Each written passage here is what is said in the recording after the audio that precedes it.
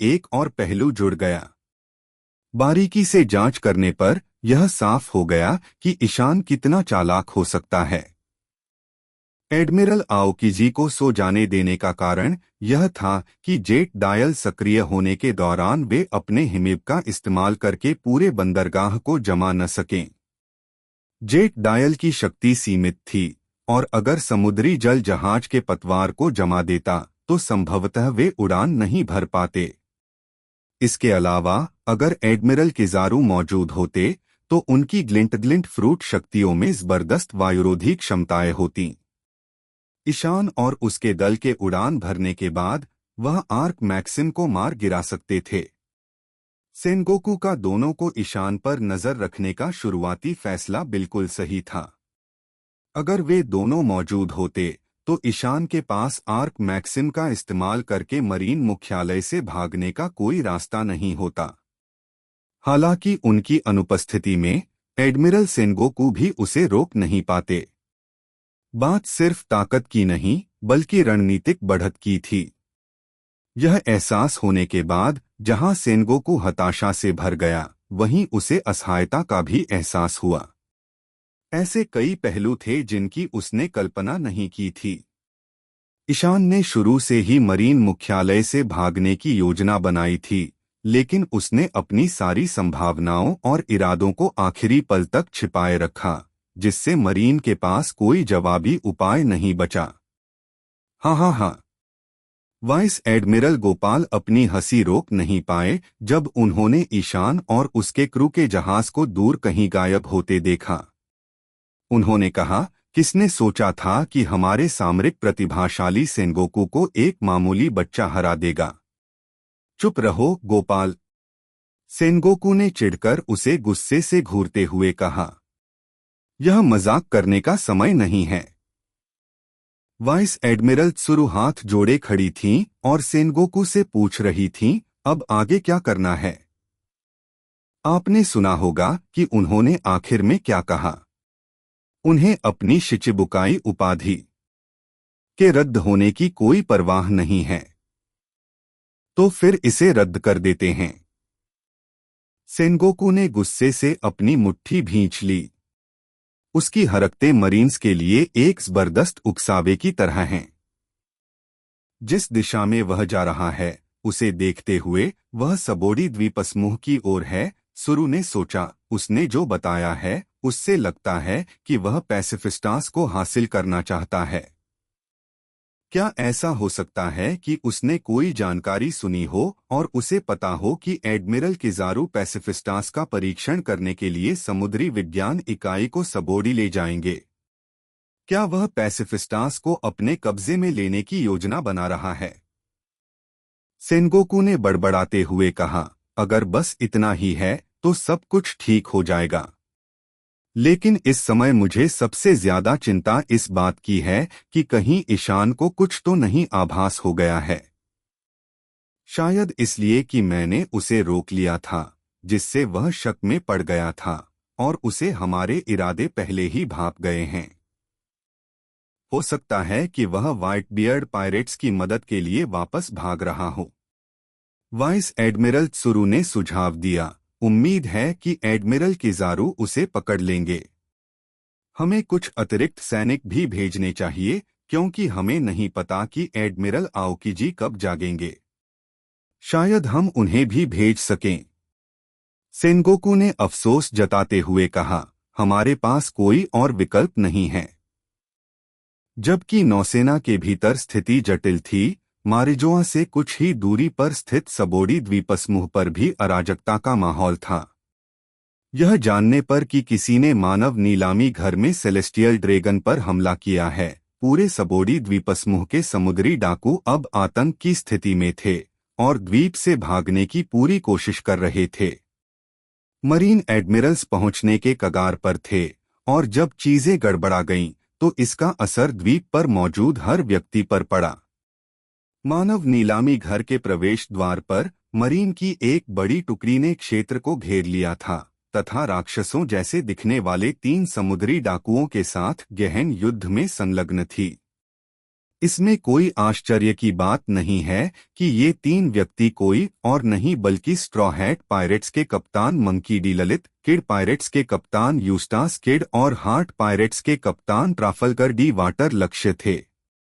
100 million से अधिक इनाम वाले 11 नौसिखिए समुद्री डाकू सबोडी द्वीपसमूह पर एकत्र हुए थे और ललित और उसके साथियों द्वारा नीलामी घर में हंगामा मचाने के बाद अब वे मरीन एडमिरल्स के आसन्न आगमन की सूचना पाकर भागने के लिए एकजुट हो गए।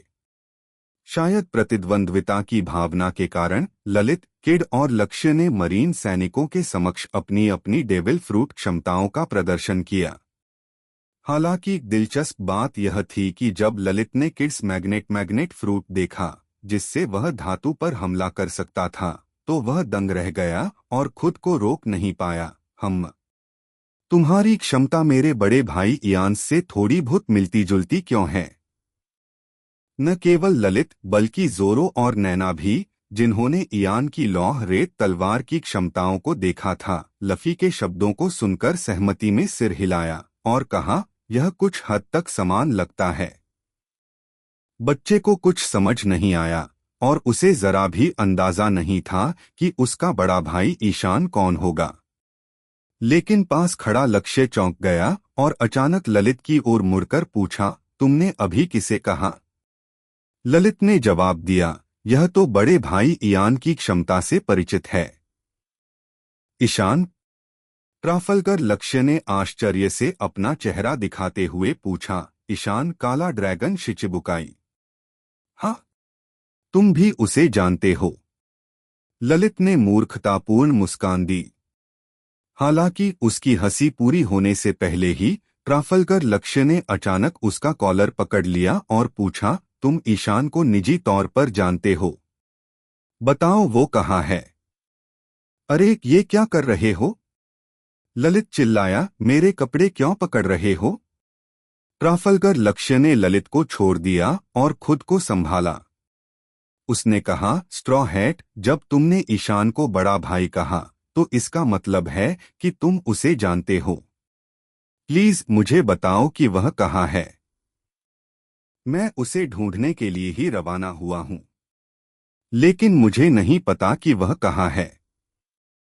ललित ने जवाब दिया, वह कुछ समय तक हमारे साथ एडवेंचर कर रहा था, लेकिन बाद में हम अलग हो गए। फिर से सोचो, यह मेरे लिए बहुत महत्वपूर्ण है। ट्राफल्गर लक्ष्य ने आग्रह किया। हालांकि ललित के जवाब देने से पहले ही बच्चे ने अचानक बीच में ही टोक दिया, मुझे उम्मीद नहीं थी कि तुम इतने बड़े आदमी को जानते होगे। लेकिन माफ करना, अभी इस बारे में बात करने का समय नहीं लग रहा है ना? अगर तुम लोग नहीं गए तो मैं यहां से चला जाऊंगा। इस समय तक उन पर हमला करने वाले ज्यादातर नौसैनिकों से निपटा जा चुका था। तीनों समुद्री लुटेरों की टोलियां पहले अलग होकर भागने की योजना बना रही थीं। लेकिन इसी समय ट्राफल्गर लक्ष्य ने कहा, स्ट्रॉ हैट, मैं तुम्हारे साथ आ रहा हूं। जोरो ने अपनी तलवार की मूठ पकड़ते हुए कहा, हमारा पीछा करने से यह गारंटी नहीं है कि आप ईशान को पालेंगे। यह मेरा काम है। ट्राफल्गर लक्ष्य ने जोर देकर कहा, मुझे कोशिश करनी ही होगी। इसलिए ललित और उनके दल ने अनिच्छा से ट्राफल्गर लक्ष्य को अपने साथ जाने की अनुमति दे दी। ललित और उसके दल के तितर-बितर होने के कुछ ही समय बाद एडमिरल किजारू एक समुद्री युद्धपोत पर सवार होकर सबोडी द्वीपसमूह पहुंच चुके थे। एक तोप के गोले के विस्फोट के बाद किजारू ने आधिकारिक तौर पर द्वीप पर कदम रखा। उतरते समय किजारू ने अपनी कलाई पर बंधे काले डैन मुशी को पकड़ा और अपने भतीजे सेंटोमारू से संपर्क करने का प्रयास किया। हालांकि उसी समय उसकी विपरीत कलाई पर एक और डैन मुशी अचानक प्रुपप्रुप ध्वनि के साथ बजने लगी। किजारू आश्चर्यचकित रह गया, लेकिन जब उसने कॉल का उत्तर दिया तो उसने दूसरी ओर एडमिरल सेनगोकू की आवाज सुनी। यह जानने पर कि उसके जाने के बाद ईशान ने मरीन मुख्यालय से भागने का अवसर लिया था और एक हवाई जहाज के माध्यम से सबोडी द्वीपसमूह की ओर उड़ रहा था। किजारू के पास कहने के लिए शब्द नहीं थे। वह अपना सिर खुजाते हुए इस बात को लेकर झिझक रहा था कि क्या उसे पहले द्वीप पर समुद्री डाकुओं को पकड़ना चाहिए या ईशान को रोकने की तैयारी करनी चाहिए। हालांकि उसी समय दूर से एक बेपरवाह समुद्री डाकू ने अचानक किजारू पर गोली चला दी। गोली किजारू के शरीर को चीरती हुई निकल गई, लेकिन उसे अपना मन बनाने में भी मदद की। उन्होंने निर्णय लिया कि पहले इन अराजक समुद्री डाकुओं को पकड़ना बेहतर होगा। अगले ही पल चमकते फल की शक्ति फूट पड़ी। किजारू पर घात लगाने की कोशिश कर रहा समुद्री डाकू किजारू की हल्की लात से पल भर में ही ढेर हो गया और पास का विशाल यारुकीमान मैंग्रोव भी उस आघात तरंग से ढह गया। एक मरीन एडमिरल के रूप में किजारस की जबरदस्त ताकत ने उसे लगभग अजेय बना दिया था। जैसे जैसे किजारू आगे बढ़ता गया, रास्ते में उसे कई लोग मिले जो उसके भतीजे सेंटोमारू के बारे में पूछताछ करना चाहते थे। दुर्भाग्य से हर समुद्री डाकू ने उसके सवालों का जवाब देने से इनकार करते हुए आतंकित होकर उस पर हमला कर दिया। इससे किजारू को मजबूर होकर उन्हें एक-एक करके खत्म करना पड़ा। जब तक उनकी मुलाकात पहले अपेक्षाकृत शांतचित्त व्यक्ति से नहीं हुई, तब तक चीजें नहीं बदलीं। हॉकिंस सड़क के किनारे बैठकर अपने लिए भविष्यवाणियां कर रहा था। जब किजारू प्रकट हुआ और पूछताछ करने उसके पास पहुंचा, तो उसके समुद्री डाकू दल के सदस्य डर गए और हॉकिंस को घसीटकर ले जाने की कोशिश करने लगे। हालांकि हॉकिंस भावशून्य रहे और बोले, चिंता मत करो, मैंने आज अपनी मौत नहीं देखी। इसके विपरीत मुझे सौभाग्य का एक झटका मिला है। मुझे वो व्यक्ति नहीं मिला जिसे तुम ढूंढ रही हो। तुम्हें किसी और से पूछना चाहिए। हॉकिंस ने अपने टैरो कार्ड एक तरफ रख दिए और किजारू से कहा। किजारू ने अपना सिर खुजाया और कहा, अरे, अगर मैं सेंटोमारू को नहीं ढूंढ पाया तो मेरे पास करने को कुछ नहीं होगा। खैर, चूंकि मैं वैसे भी बेकार हूं, तो मैं तुम जैसे अपराधी को यूं ही नहीं छोड़ सकता, है ना? BECIL Hawkins. मरीन्स जो इस समय सबाउडी द्वीपसमूह पर उपस्थित 100 मिलियन से अधिक नौसिखिए समुद्री डाकुओं के बारे में अच्छी तरह से जानते थे। किजारू ने हॉकिंस को देखते ही उसे पहचान लिया था। गति ही भार है। क्या आपको कभी तेज गति से लात मारी गई है? जैसे ही किजारू ने ये शब्द कहे, उसने सीधा हमला बोल दिया। एक साइड किक हॉकिंस के सिर पर मारी गई। हॉकिंस ने अभी बोलना ही खत्म किया था कि अचानक उसने हरकत की। लात इतनी तेज लगी कि हॉकिंस को प्रतिक्रिया करने का भी समय नहीं मिला। एक जबरदस्त जोर ने उसे उड़ा दिया। एक जोरदार धमाके के साथ हॉकिंस पास की एक इमारत से टकरा गया। हालांकि किजारू यहीं नहीं रुका। उसकी दाहिनी तर्जनी उंगली के सिरे से अचानक एक तेज रोशनी निकली, जिसके बाद एक लेजर हॉकिंस पर उसी जगह लगा जहां से उसे छोड़ा गया था। रोशनी का एक तेज विस्फोट हुआ और इमारत ऐसे फटी मानो उस पर कोई बम गिरा हो और मलबा हर जगह उड़ रहा हो। कैप्टन!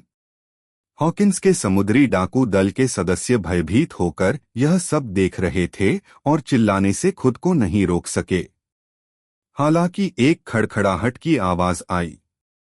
हॉकिंस मलबे से पूरी तरह सुरक्षित बाहर निकले और बोले, चिंता मत करो, मैं ठीक हूं। किजारू ने हॉकिंस की ओर देखा, जो पूरी तरह सुरक्षित था। उसके चेहरे पर उलझन भरी अभिव्यक्ति थी। जैसी कि उम्मीद थी, वह कोई साधारण दुश्मन नहीं था। हॉकिंस ने अपना दाहिना हाथ बढ़ाया और उसकी आस्तीन के नीचे से 2 जले हुए पुआल के आदमी रेंगते हुए जमीन पर गिर पड़े। उसने आगे कहा, लेकिन सौभाग्य से पिछली बार मेरा सामना भी ऐसे ही किसी दुर्जय व्यक्ति से हुआ था। इसलिए उस दिन के बाद से मैं ज्यादा तैयार हो गया हूं। उम्मीद है कि सब ठीक हो जाएगा। तभी एक कराहने की आवाज गूंजी और एक विशालकाय आकृति हॉकिंस के आगे गिर पड़ी और हॉकिंस तथा किजारू के सामने एक अस्तव्यस्त ढेर के रूप में गिर पड़ी। यह व्यक्ति कोई और नहीं बल्कि सनकी भिक्षु उरूज था, जिसका चेहरा और शरीर घावों से भरा हुआ था तथा अभी भी खून बह रहा था, जो एक दयनीय दृश्य प्रस्तुत कर रहा था। इस सारी अराजकता को भड़काने वाला तो और भी बड़ा व्यक्ति था। इस व्यक्ति का शरीर गोलमटोल और अंग पतले थे तथा उसके सिर पर भालू जैसी टोपी थी। क्या यह बार्थोलोम्यू कुनाल नहीं है, समुद्र का पूर्व सरदार? हॉकिंस के समुद्री डाकू दल के सदस्य इस विशालकाय आकृति को देखकर स्तब्ध रह गए। और जब उरूज जमीन पर लेटा था तो उसकी नजर किजारू पर पड़ी और वह चिल्लाए बिना नहीं रह सका, क्या हो रहा है? एडमिरल किजारू यहाँ क्यों हैं? ओह, तुम मुझे जानते हो, किजारू ने अस्पष्ट स्वर में उत्तर दिया। ये तो बहुत बुरा है। उरूज को जमीन से उठने में बहुत मुश्किल हुई। आज एक पूर्व सरदार और एक एडमिरल का सामना करना वाकई मेरे लिए कोई सौभाग्य की बात नहीं है। क्या आज मेरा नाश होना तय है? यह सुनकर हॉकिंस ने उरूज की ओर देखा और अचानक बोला, जरूरी नहीं। मुझे तुम पर मौत का साया नहीं दिख रहा। अजीब है, लेकिन ऐसा लग रहा है जैसे कोई तुम्हारी मदद के लिए आ रहा है। उरूज ने गहरी सांस लेते हुए कहा, नॉर्थ ब्लू के बेसिल हॉकिंस? मुश्किल हालात में भी आपको हास्य के लिए समय मिल ही जाता है। जब दोनों बातें कर रहे थे तब भालू जैसा विशालकाय बार्थोलोम्यू कुनाल उरूज और हॉकिंस की ओर तेजी से बढ़ रहा था। लेकिन जैसे ही वह उनके पास पहुंचा, एक आकृति अचानक आगे बढ़ी और कुमा के सिर पर जोरदार वार किया, जिससे उसका विशाल शरीर हवा में उछल गया। एक जोरदार धमाके के साथ वह पास की एक इमारत से टकरा गया। एक और व्यक्ति इस बार मैदान में उतरा, वह था एक्स देवराज रेड फ्लैग। अच्छा, रियर एडमिरल देवराज। किजारू ने देवराज को देखते ही उसे तुरंत पहचान लिया। किजारू। देवराज, जो विशालकाय कुनाल के साथ व्यस्त था, ने हस्तक्षेप के बाद ही किजारू की उपस्थिति को महसूस किया, जिससे उसे बेचैनी महसूस हुई। हॉकिंस ने देवराज की ओर देखा और उसे यह बात और भी अजीब लगी, क्योंकि उसने ड्रेक के चेहरे पर भी ऐसा ही भाव देखा। क्या ऐसा हो सकता है कि वे तीनों मिलकर किसी ऐसे व्यक्ति को ढूंढ लें जो उनकी मदद कर सके और वे सफलतापूर्वक भाग सकें? हॉकिंस जब इस बारे में सोच ही रहा था, तभी सनकी भिक्षु उरुगे ने भी हरकतें शुरू कर दी। उसका शरीर अचानक गुब्बारे की तरह फैल गया और कुनाल जितना लंबा हो गया। अपने भिक्षुओं के वस्त्र उतारकर उरुगे ने अपनी हृष्ट-पुष्ट मांसपेशियां दिखाईं, उसकी मुट्ठियां दस्ताने से ढंकी हुई थीं। उसने कुमा के शरीर पर एक जोरदार मुक्का मारा। उनके ऊपर एक ऊंची इमारत के ऊपर एक अन्य नौसिखिए समुद्री डाकू स्क्रैचमैन अपू ने यह दृश्य देखा और खुद को हंसने से रोक नहीं सका और कहा, यह मनोरंजक होने वाला है। इसी बीच दूसरी दिशा में भाग रहे ललित और ट्राफल्गर लक्ष्य का भी बार्थोलोम्यू कुनाल से सामना हो गया। हॉकिंस समूह की तरह उन्हें भी लगा कि वे असली पूर्व सरदार कुनाल के आमने सामने आ गए हैं। वह यहाँ क्यों है? कुनाल को आते देख नैना एकदम चौंक गई।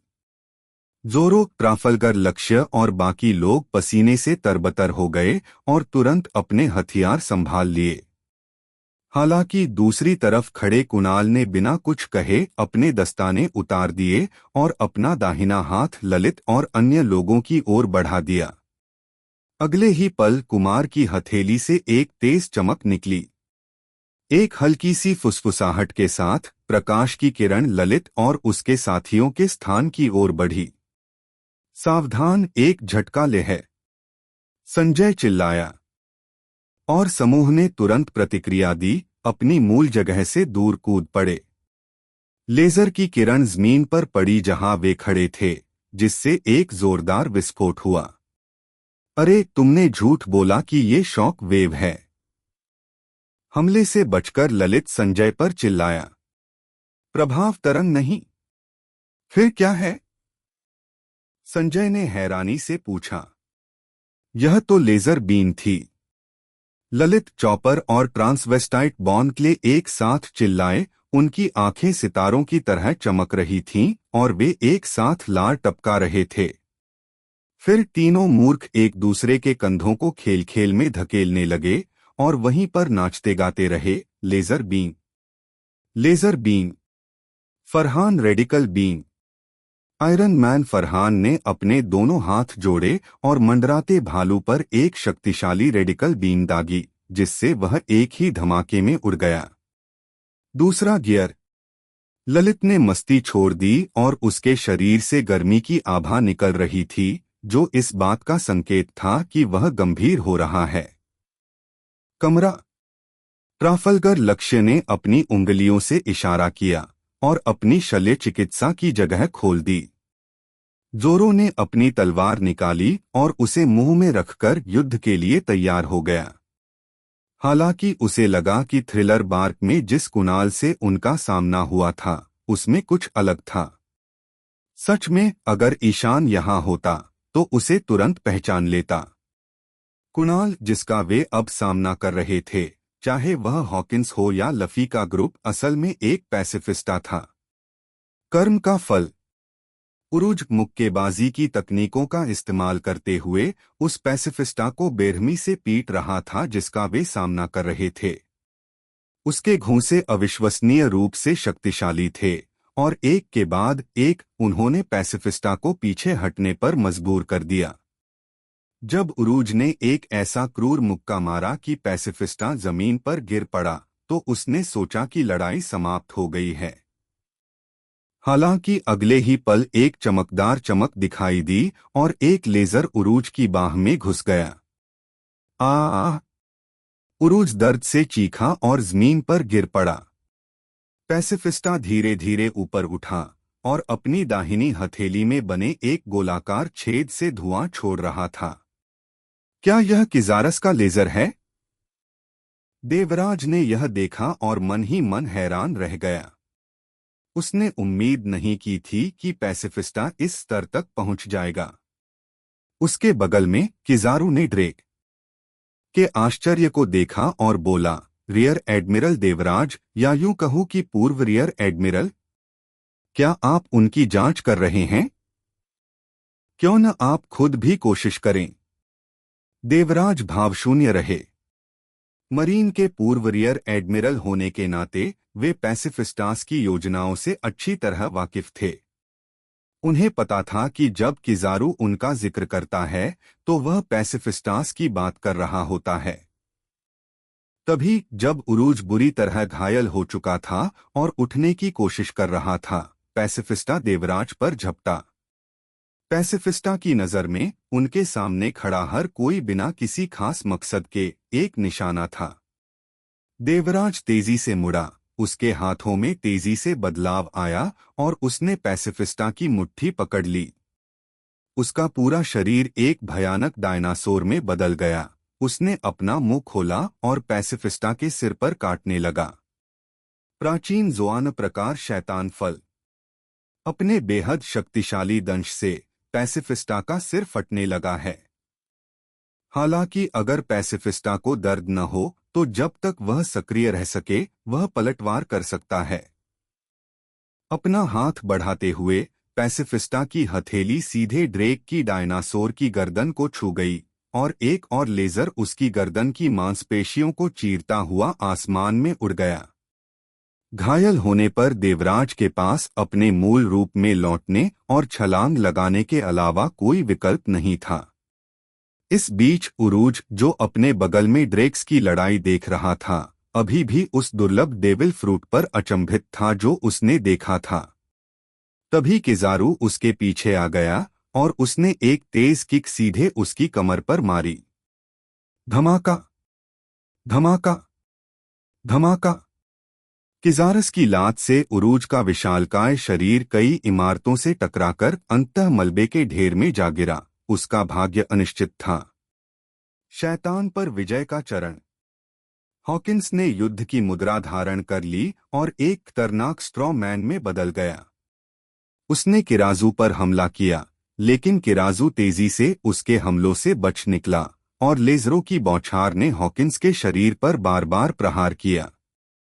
किराजू और पैसिफिस्टा के संयुक्त हमले में तीनों सुपरनोवा बुरी तरह पराजित हो गए। पास की एक गगनचुंबी इमारत से यह देखकर स्क्रैचमैन अपू को स्थिति की गंभीरता का एहसास हुआ और वे उनकी सहायता के लिए दौड़ पड़े। अपने शरीर को एक वाद्य यंत्र की तरह बजाते हुए अपू ने एक मधुर धुन निकाली जिसने किरास का ध्यान खींचा। लेकिन एक आश्चर्यजनक मोड़ में उसने अपनी छाती पर जोर से प्रहार किया और एक शक्तिशाली ध्वनि तरंग उत्सर्जित की जिसने किरास के शरीर में विस्फोट कर दिया।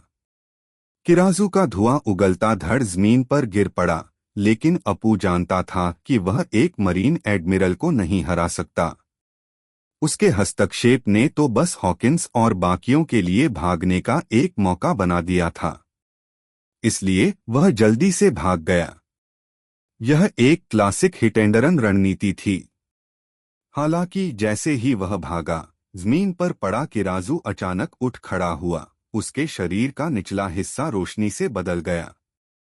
उसने भागते हुए अपू को देखा और हंसते हुए बोला, तुमने मुझे बहुत डरा दिया। 8 स्पैन वाला दर्पण। किराजू ने अपने पेट पर हाथ रखे और रोशनी का एक चकाचौंध भरा गलियारा आसपास की इमारतों से टकराकर अपू की तरफ पहुंच गया। फिर वह रोशनी के इस रास्ते पर चल पड़ा और तुरंत अपू के ऊपर दिखाई दिया।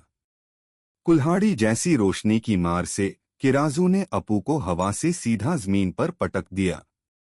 जैसे ही अपू को मारा गया, किराजू तुरंत देवराज के सामने आ गया, जिसे कुछ भी अंदाजा नहीं था कि क्या हुआ है। बिना किसी चेतावनी के किराजू ने उसे पास की एक इमारत में लात मार दी। इसके बाद किराजू हॉकिंस के सामने प्रकट हुआ। अपनी नुकीली उंगली से उसने एक और लेजर हॉकिंस के शरीर को भेद दिया। हालांकि किराजू को यह जानने की उत्सुकता थी कि लेजर लगने के बाद भी हॉकिंस कैसे सुरक्षित रहा, लेकिन वह जानता था कि हॉकिंस की इस क्षमता के शायद सीमित उपयोग ही हैं। इसलिए उसने हॉकिंस पर लगातार लेजर दागे, जिससे उसकी कठपुतली जैसी सुरक्षा कमजोर होती गई। हॉकिंस की सुरक्षा जल्द ही समाप्त हो गई और वह खून थूकने लगा, घुटनों के बल अपनी छाती पकड़े हुए। किराजू को एहसास हुआ कि हॉकिंस की क्षमता क्षीण हो गई है, इसलिए उसने आखिरी वार करने की तैयारी की। उसकी उंगलियां लेजर ऊर्जा से चमक रही थीं। हाल के दिनों में 4 नए समुद्री डाकू, जिन पर 10 करोड़ बेरीज से ज्यादा का इनाम था, कुख्यात हो गए थे। इनमें 24 9 करोड़ बेरीज का इनामी हॉकिंस, 22 2 करोड़ बेरीज का इनामी देवराज, 19 8 करोड़ बेरीज का इनामी अपू और 18 करोड़ बेरीज का इनामी उरुगे शामिल थे। हालांकि एक मरीन एडमिरल के हमले के सामने वे पूरी तरह से परास्त हो गए। यह शक्ति का एक जबरदस्त प्रदर्शन था। किराजू की चमकती उंगलियों को देखते ही हॉकिंस निराशा से भर गया। उसे अभूतपूर्व निराशा का एहसास हुआ। शक्ति का अंतर बहुत ज्यादा था। किराजू की मौजूदगी ने हॉकिंस को उस एहसास की याद दिला दी जो उसे नॉर्थ ब्लू में ईशान से सामना होने पर हुआ था। हालांकि इस बार हालात अलग थे। तब ईशान ने उसे बचा लिया था, लेकिन अब किराजू का सामना करते हुए वह अपनी मौत के करीब पहुंच गया था। क्या यह हो सकता है कि मेरी भविष्यवाणी गलत थी? हॉकिंस ने मन ही मन सोचा और अपनी आंखें बंद कर लीं।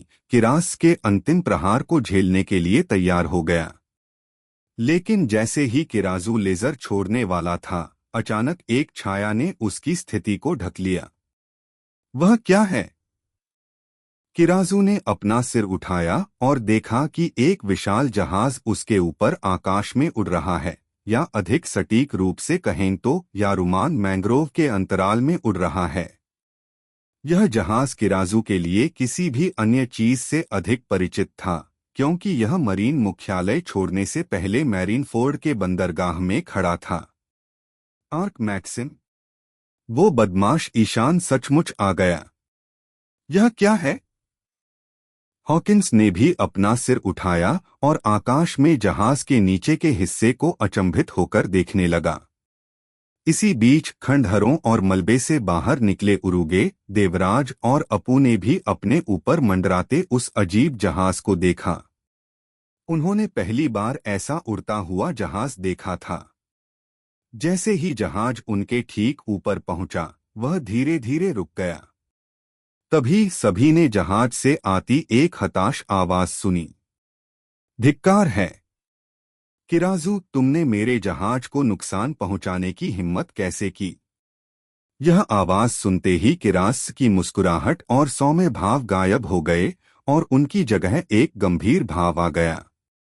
हॉकिंस और बाकी लोग यह आवाज सुनकर स्तब्ध रह गए। उस जहाज पर किसने एक मरीन एडमिरल को इस तरह गुस्से से डांटने की हिम्मत की? हालांकि उन्होंने उड़ते हुए जहाज के नीचे की तरफ कुछ अजीब बात भी देखी, दो गोल छेद। वो किराजू नहीं था। जब हॉकिंस ने ये दो छेद देखे तो उसे तुरंत समझ आ गया कि क्या हुआ था। उसने पैसिफिस्टा की तरफ देखा, जो अभी भी आसमान की तरफ देख रहा था। हॉकिंस को कुणाल द्वारा पहले दागे गए दो लेजर शॉट याद आ गए। एक उरूज को लगा था और दूसरा देवराज को, लेकिन दोनों ही गोलियां लगभग लंबवत कोण पर लगी थीं। क्या यह सच हो सकता है? क्या यह जहाज इतना बदकिस्मत हो सकता है कि आसमान में दागे गए दोनों लेजर शॉट संयोग से इसके नीचे लग गए? ईशान, नीचे उतरो। किराजू अब विनम्र नहीं रहा। वह जहाज की तरफ चिल्लाया, तुमने मरीन मुख्यालय से भागने की हिम्मत की और मुझे रिपोर्ट मिल गई है। मुझे तुम्हें वापस लाना होगा। चूंकि हम यहां मिले हैं तो चलो इसे सुलझा लेते हैं। जब हॉकिंस ने किरास को चिल्लाते हुए सुना और ऊपर देखा तो उसने सोचा, ईशान, क्या ये वही हो सकता है? न जाने क्यों जब हॉकिंस ने यह नाम सुना तो उसे अचानक राहत महसूस हुई। उसे पता था कि वह बच गया है। भविष्यवाणी गलत नहीं थी, इसमें उसे दानदाता के रूप में संदर्भित किया गया था, हॉकिंस ने सोचा। जब उन्होंने किरास की चीख सुनी तो आकाश में जहाज के किनारे से एक सिर उभरा। हॉकिंस की नजर बहुत अच्छी थी और उसने तुरंत उस व्यक्ति का चेहरा पहचान लिया। वह और कौन हो सकता था सिवाय ब्लैक ड्रैगन ईशान के, जो 7 सरदारों में से एक था। दूसरी ओर देवराज, उरुगे और अपू तीनों ही काफी निराश महसूस कर रहे थे। उन्हें उम्मीद नहीं थी कि उनका सामना न सिर्फ शिचिबुकाई में से एक कुणाल से होगा, बल्कि अब द्वीप पर एक और शिचिबुकाई भी मौजूद है। यह एक बहुत ही रोमांचक अनुभव साबित हो रहा था।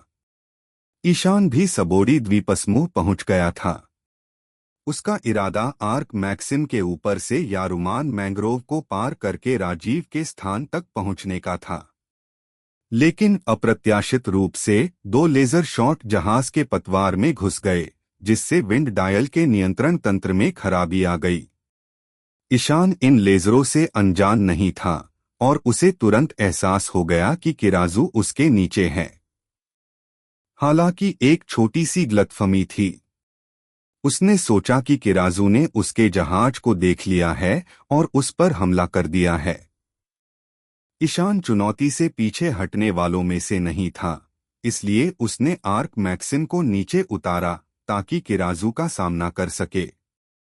जैसे ही उसने जहाज के किनारे से झांका और नीचे किराजू को देखा, उसने जमीन पर पैसिफिस्टा इकाइयों की मौजूदगी भी देखी। वह एक पल के लिए हैरान हुआ, लेकिन जल्द ही उसे एहसास हो गया कि जो कुछ हुआ वह किराजू की करतूत नहीं थी। हो सकता है कि 2 लेजर शॉट पैसिफिस्टा इकाइयों ने दागे हों, किराजू ने नहीं। धिक्कार है। शायद किराजू ने अपना जहाज देखा भी नहीं था। ईशान ने ही अपनी मर्जी से खुद को उजागर किया था। स्थिति से हताश होकर ईशान अब पीछे नहीं हट सका। उसने अपने काले ज्वलंत पंख खोले और जमीन की ओर उतरा। उसी समय एनेल भी उसके साथ नीचे कूद गया। जैसे ही वे उतरे, देवराज और बाकी लोगों ने ईशान और एनेल को देखा। जब उरुगे ने एनेल को देखा तो वह एकदम दंग रह गया। हे भगवान, आप यहाँ हैं। अरे, क्या आप हॉकिंस नहीं हैं? जैसे ही वह जमीन पर उतरा, ईशान ने हॉकिंस को देखा, जो जमीन पर अपने जख्मों को पकड़े हुए बैठा था। वह थोड़ा हैरान हुआ और फिर उसे हॉकिंस का नाम याद आया। हॉकिंस के बारे में उसकी गहरी धारणा थी, क्योंकि नॉर्थ ब्लू में उनकी पहली मुलाकात ने उसे हॉकिंस की भविष्यवाणी की क्षमता से प्रभावित किया था। उस समय हॉकिंस द्वारा ईशान के लिए की गई लगभग सभी भविष्यवाणियां सच हुई थीं। ईशान को अपना नाम पुकारते सुनकर हॉकिंस को आश्चर्य नहीं हुआ। हालांकि वह भावशून्य रहा, लेकिन उसने अपना सिर थोड़ा नीचे झुकाते हुए कहा, भगवान ईशान। यह खिताब उनके शुरुआती मुकाबले में एक साया बनकर रह गया था, जब ईशान ने हॉकिंस को हरा दिया था। इसलिए हॉकिंस के मन में अब भी ईशान के प्रति एक निश्चित डर था। हॉकिंस को कई गतिहीन स्ट्रॉमैन कठपुतलियों से घिरा देखकर ईशान को तुरंत एहसास हुआ कि किजारू ने हॉकिंस को गंभीर रूप से घायल कर दिया है। जब उसकी कठपुतली के विकल्प खत्म हो गए तो सबसे ज्यादा नुकसान हॉकिंस के शरीर को हुआ। खुद को रोक न पाने के कारण ईशान ने सिर हिलाया और कहा, किजारू से तुम्हें क्या दुश्मनी है? इस बीच किजारू ने ईशान और हॉकिंस के बीच की बातचीत सुन ली और एक बात पर गौर किया। उसने आंखें सिकोड़कर हॉकिंस की तरफ देखा और कहा, अरे, मुझे उम्मीद नहीं थी कि तुम ईशान जैसे बड़े आदमी को जानते होगे। खैर, यह तो ठीक है। हम तुम दोनों को दोस्त मान सकते हैं और मिलकर तुम्हारा सामना कर सकते हैं। यह घोषणा करते हुए उन्होंने अपनी तर्जनी उंगली आगे बढ़ाई और हॉकिंस पर एक चमकदार लेजर किरण छोड़ी। लेजर किरणें बिजली की गति से फैल रही थीं, जिससे हॉकिंस को प्रतिक्रिया करने का समय ही नहीं मिला। पल भर में उनके आसपास का वातावरण एक चमकदार आग की लपटों में घिर गया। हालांकि जिस समय किजारू ने अपनी लेजर किरणें दागीं, एनेल ने भी उसकी हरकत को भांप लिया और प्रतिक्रिया दी। एक तेज आवाज के साथ बिजली का एक बोल्ट निकला और किजारू की लेजर किरण से टकराया। हॉकिंस से कुछ ही दूरी पर दोनों ऊर्जा शक्तियां आपस में टकराईं और तुरंत ही तेजी से फैल गईं। एक जबरदस्त शॉकवेव ने हॉकिंस को गिरा दिया और उसे धूल और कालिक से ढक दिया। हालांकि वह बुरी तरह घायल था, फिर भी वह छेदे जाने से बच गया। हम्फ, बदबूदार लंबे कानों वाला बदमाश, किजारू ने सूंघा और पलक झपकते ही एनेल के पीछे आ गया और एनेल की कमर पर बिजली की तेजी से एक लात मारी। जब वे दोनों मैरीजॉयस में थे तो किजारू को एनेल के अहंकार से परेशानी थी और वह उसे एक नया आदमी समझता था। दूसरी ओर एनेल किजारू को बर्दाश्त नहीं कर सकता था। उसे एक षड्यंत्रकारी समझता था जो अपने असली इरादे छुपाता है। दोनों एक दूसरे से घृणा करते थे और जैसे ही उनकी राहें मिलती, टकराव होना तय था। ज्यादातर लोगों के लिए किजारू की तेज किक से बचना एक बड़ी चुनौती थी। यहाँ तक कि ऑब्जर्वेशन हकी वाले लोग भी उसकी गति के साथ नहीं चल पाते थे और लात मारकर जान गंवा बैठते थे। जब ईशान ने पहले किजारू का सामना किया था तो वह मुश्किल से उसकी गति के साथ चल पाया था, जिसका श्रेय उसके सेनबोन्जाकुरा बैंकाई के पर्याप्त गुण बोनस को जाता है। किजारस की ताकत पर कोई सवाल नहीं था, जिससे वह तीनों एडमिरल्स में सबसे ताकतवर साबित हुआ। अब एनेल के खिलाफ मुकाबला करते हुए उसने ज्यादा सोचा नहीं। उसे यकीन था कि उसकी तेज किक इस नए युवा के लिए एक कड़ा सबक साबित होगी। दुर्भाग्य से किजारू को यह पता नहीं था कि दुनिया में एक व्यक्ति जिसे वह लात नहीं मार सकता था, वह एनेल था। जैसे ही किजारस की तेज किक एनेल पर पड़ने वाली थी, कुछ अप्रत्याशित हुआ। एनेल का पूरा शरीर बिजली के एक बोल्ट में बदल गया और पल भर में गायब हो गया, जिससे किजारस की किक खाली हवा में जा गिरी। हवा में उछाल दिया गया। किजारू ने अपनी लात मारने की मुद्रा बनाए रखी, उसकी आंखें बड़ी हो गईं और वह हतप्रभ होकर अपने सामने खाली जगह को अविश्वास से देख रहा था। क्रैक! अचानक बिजली चमकी और एनेल किजारू से 100 मीटर दूर प्रकट हुआ। वह शरारत से मुस्कुराया और उसका अधूरा बायां हाथ अचानक नीचे झूल गया। परमेश्वर का न्याय! एक भयंकर गर्जना के साथ ऊपर से बिजली का एक विशाल बोल्ट किजारू की ओर गिरा। एनेल के बाएं हाथ की हरकत देखकर किजारू को एहसास हुआ कि वह खतरे में है। एक तत्व शरीर होने के बावजूद वह इस तरह के ऊर्जा हमले का सीधा सामना करने की हिम्मत नहीं कर सका। तत्व आपस में टकरा रहे थे। पहले भी एनेल ने एक बिजली के बोल्ट से उसके असली रूप को घायल कर दिया था और वह दोबारा ऐसा नहीं चाहता था। इसलिए जब बिजली का बोल्ट नीचे गिरा तो किजारू ने अपनी 8 स्पैन मिरर तकनीक का इस्तेमाल करके एक प्रकाश पथ बनाया और कुशलता से एनेल के हमले से बच निकला। किजारू पुनः प्रकट हुआ और एनेल से मुकाबला किया। मुझे इसकी बिल्कुल उम्मीद नहीं थी, किजारू ने माथे पर हल्की सी लकीरें बनाते हुए कहा। तुम भी लोगिया डेविल फ्रूट के उपयोग करता हो। मैंने तुम्हें कम आंका था। एनेल मुस्कुराया और खर्राटे लिए। मैं बिजली चलाता हूं और तुम प्रकाश को नियंत्रित करते हो। हमारी गति लगभग समान है, लेकिन एक महत्वपूर्ण अंतर है, मेरी गति पूरी तरह से अप्रतिबंधित है, जबकि तुम्हारी सीमाएं हैं। ईशान ने अपनी बाहें पार करके यह दृश्य देखा और जब उसने एनेल की बात सुनी तो न जाने क्यों उसे अचानक एक अजीब सी खुशी महसूस हुई। क्योंकि उसे अचानक एक गाना याद आ गया, तुम मेरी बिजली और रोशनी हो, तुम मेरी एकमात्र परीक्षा हो, तुम मेरे सुपरस्टार हो। TN गाना सुपरस्टार का SH.E। शायद एनेल और किजारू भविष्य में एक जोड़ी बना लें और तब वे इस गीत को अपने हिट एकल के रूप में इस्तेमाल कर सकते हैं।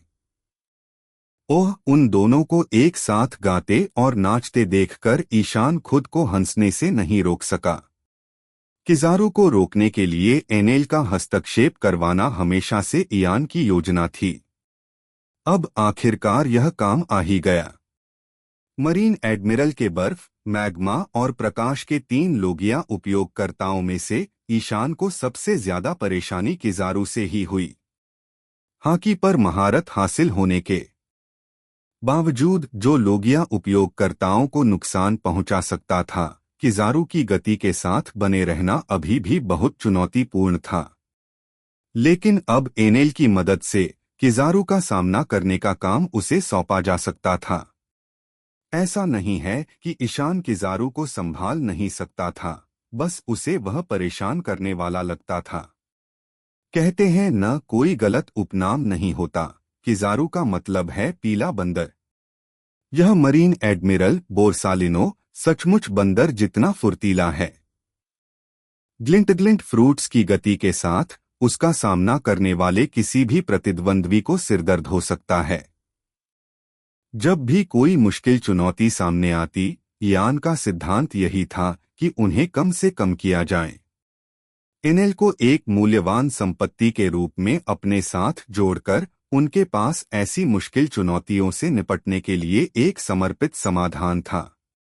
किजारस का लाभ उसकी गति में निहित है। प्रकाश में स्वयं कोई आक्रामक क्षमता नहीं होती, लेकिन जब इसे गति और द्रव्यमान के साथ जोड़ दिया जाता है तो यह अविश्वसनीय रूप से विनाशकारी हो जाता है।